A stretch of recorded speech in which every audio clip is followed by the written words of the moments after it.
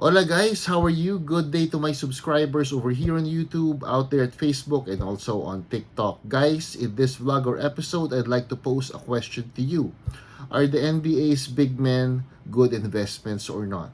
But before I answer that, I'd like to please invite you to follow me on Instagram. That would be at TimDuncan21 underscore card collector, and also follow us over at Facebook. That would be my podcast group called Off Centered.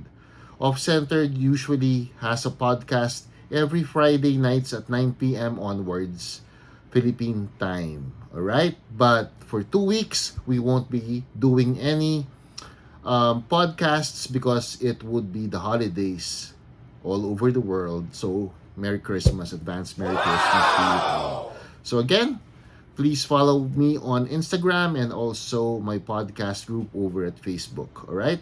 So let's go and discuss the question that I posted or I post. That would be, are the NBA's big men good investments or not?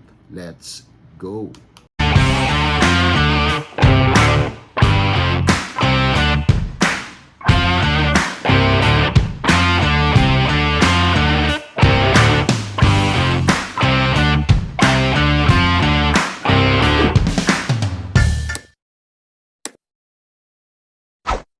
So, in my opening spiel, I said I posed a question to you. Are the NBA's big men good investments or not in the hobby's perspective? Alright, in the hobby perspective. The consensus greatest players of all time, the top 10, are mostly big men. Centers and power forwards, Will Chamberlain, Bill Russell, Shaquille O'Neal, Tim Duncan, and the list goes on and on. Even the top 11 to 20, that would be David Robinson and Charles Barkley, or even Hakeem Olajuwon for that matter. So, are they good investments in terms of cardboard or not? They are. But who are the top 3 players in the hobby? As we all know, that would be the Trinity. That would be these players. Michael Jordan. These are my cards, alright? LeBron James. And also Kobe Bryant. Okay, those are the top 3 players, the most collectible players in terms of cardboard as we know it. But the thing is, the composition of these players are usually guards, right? As you would know. But the centers and the power forwards, the big men, also have their own following. It's just that they are not that popular or in demand for as compared to these 3 players whose cards are really almost always are in demand. So when during the time of Yao Ming when he came in, if I remember it correctly, the hobby world went into a frenzy because that would be the first time that a consensus number 1 pick would come from China. So, but the problem is during that time, Amaris Stoudemire actually was also in the spotlight along with Jay Williams. The number 2 pick was Jay Williams, and he was collected heavily during the time when Yao Ming was a rookie. So basically, merong mga nangolekta kay Yao Ming ng madami, meron din kay Jay Williams, marami rin kay Amaris Stoudemire based on their plays.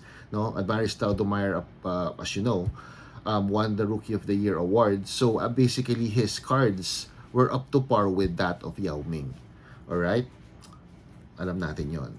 Now, basically, the reason why I actually said that is because of the fact that Yao Ming is a big man.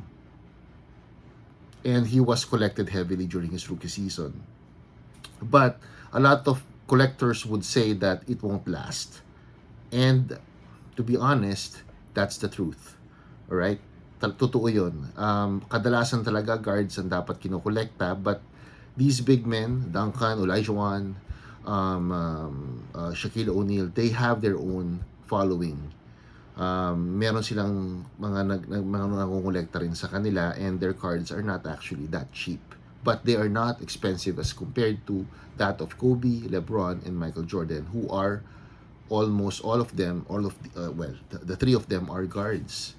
All right? So talagang ganun eh. So we can't do anything about that. That's basically the conception of collectors, that the guards are more collectible and they are more in demand. So it carries over to generation after generation. Okay? Ang nakakatawa lang is that ang parating na player na inaabangan na naman natin by next year would be Victor Wembanyama. And this kid is actually a phenomenon. He plays like Ralph Sampson, as they say. He could go coast to coast, but he could also shoot the three like Bol Bol or Cat or Karl Anthony Towns for a big man. But his the movement isn't awkward compared to Bol Bol. Alright? So, medyo maraming nag-anticipate ng pagdating ni Victor Wembanyama, who is a 7-footer who could actually really score and also defend. The problem is, he is a big man. The question is, he is a big man, so would his collectability really stick?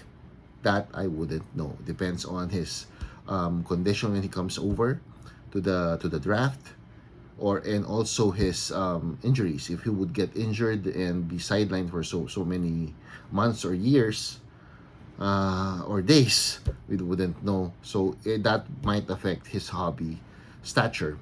But right now, ang nakikita ko, if I would predict, people would actually gravitate towards this phenomenon, this kid from France. But I feel that as a big man, he won't be the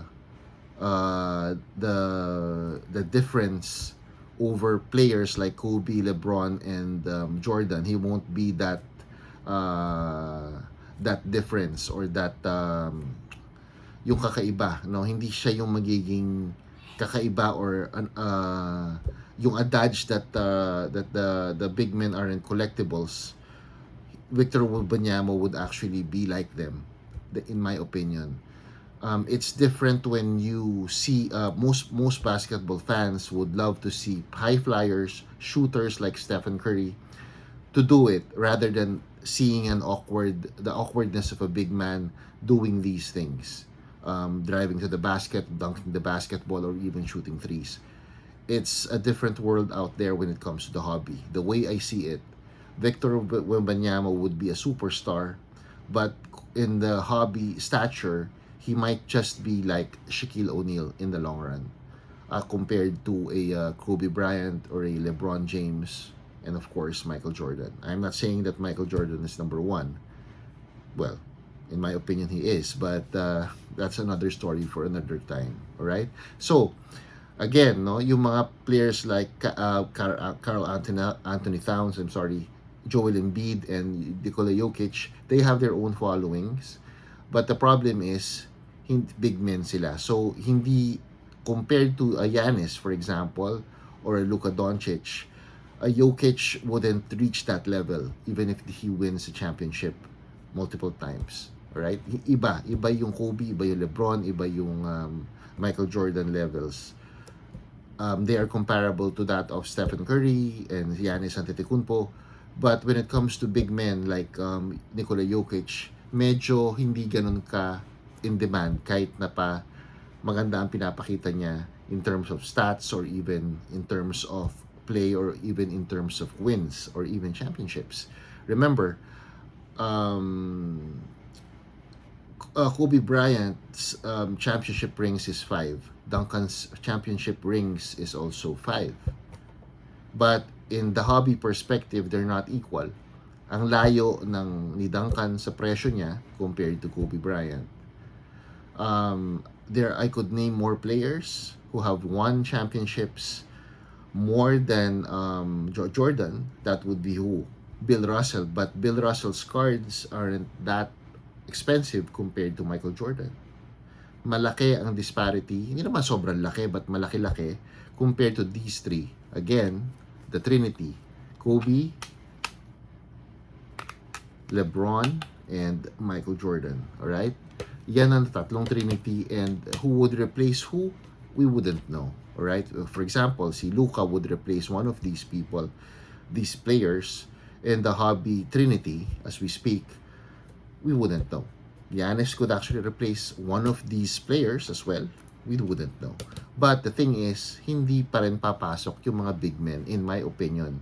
Even Victor Wembanyama. So be careful when you collect big men. You can't really splurge a lot. But it depends on you. So if you are a flipper, medyo madali yun. Kumuha ka ng Victor Wembanyama ngayon, benta mo ka agad. But in terms of investment, the investment side, wherein you could actually wait for 5 or 10 years before you sell a card, a big men, the big men aren't that in demand compared to the guards. So, there you go. So, it depends on you. Kung talagang gusto niyo ng mga cat type of player, mga DeAndre Ayton type of players, it depends on you. If you want to collect them, it's up to you. Ang totoo niyan, meron din mga following itong mga players like Duncan. Me, I am a Duncan fan for that matter. At saka, mataas din ang mga cards sila compared to the other players who are scrubs, alright? Syempre, no? So, these are superstars. But the thing is, again, ulitin ko, yung Trinity, hindi makakapasok ang isang big man doon, the way I see it. Alright? So, thank you very much for watching. Again, please do subscribe to the channel. I hope to my channel, Revy Mayuyus Hobby Vlogs. I hope and pray that you would enjoy the holidays. Right? It's a Christmas time already. Today is December 18 right now. It's a Sunday. And tomorrow ko i-upload to December 19. Alright? So ilang days na lang Christmas na and the New Year. But I will still post some vlogs. Hope you would watch them even though you are on vacation. Alright? So 2 thumbs up. Thank you very much for watching, guys. And also, God bless. And again, advance Merry Christmas to you all.